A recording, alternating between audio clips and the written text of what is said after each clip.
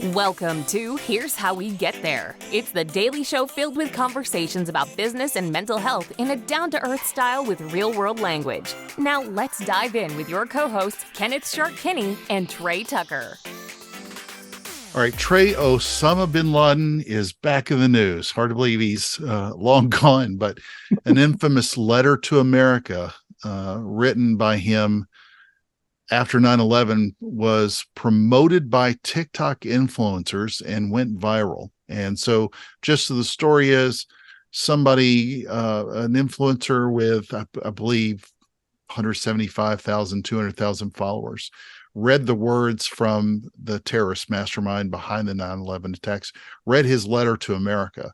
And she encouraged everybody, she's a pro-Palestinian influencer as well. She encouraged everybody to go read the letter and come back and tell her what people thought. It got a pretty substantial hit, had 80,000 likes and nearly 1 million views. And then you started to see a regurgitation of morons who were saying positive things about what this guy did, who basically helped mastermind the death of about 3,000 people. And it becomes really, again, I think a reminder, it's scary to think about the amount of news that is consumed on TikTok. This has also fueled a lot of the speculation of people, mostly on the right, who want TikTok banned. But it does really become scary with a commentary about all social media, let alone TikTok, about how people are getting their news and opinions and how that's shaped, especially younger people, with what's on TikTok. The good part is that you're seeing TikTok and a lot of other channels pull down any of this kind of content, because this is pretty much something where people on the left and right agree this guy was a terrorist mastermind. So what are your thoughts? You're the one with 1 million plus followers. You got, the kind of power that could incite something nutty like this. Well, and that's just it, is when you have some level of power, responsibility is also coming along with it. But here's the thing. The scary thing is people who know the brain know that if you really want to take over someone's brain, you teach them a couple of things. And the first thing you teach them is that your feelings basically determine truth.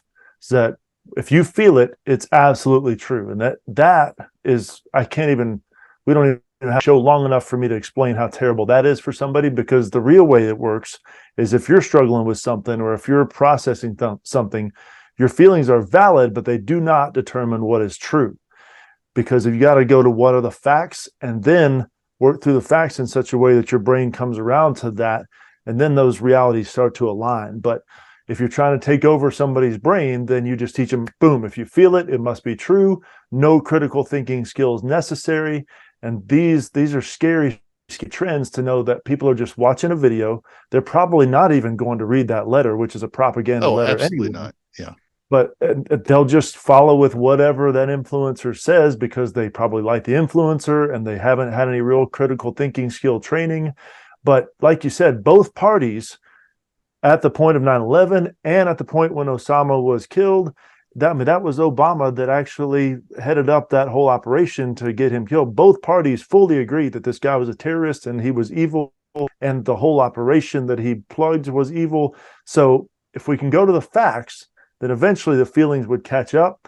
But I'm afraid a lot of this generation that watches TikTok goes with whatever I feel must be true. Yeah, what you didn't see with all these influencers in questions, they didn't seem to be a really strong array of journalists or in-depth, professors who've really studied the history of this. Yeah. And again, I always talk about it. Look, if you can get CNN and MSNBC to agree with Fox on a subject, then it's true.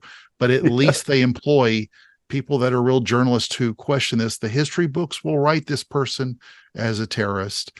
There's only a small group of people who don't think that way. So don't be a sheep and follow for information that if you take more than 2 seconds of belief following somebody on TikTok or any other channel, take the time to investigate what is real. Thank you for joining Shark and Trey on the Here's How We Get There show. Make sure to rate, review, and subscribe to the show and visit here'showwegetthere.com. That's here'showwegetthere.com.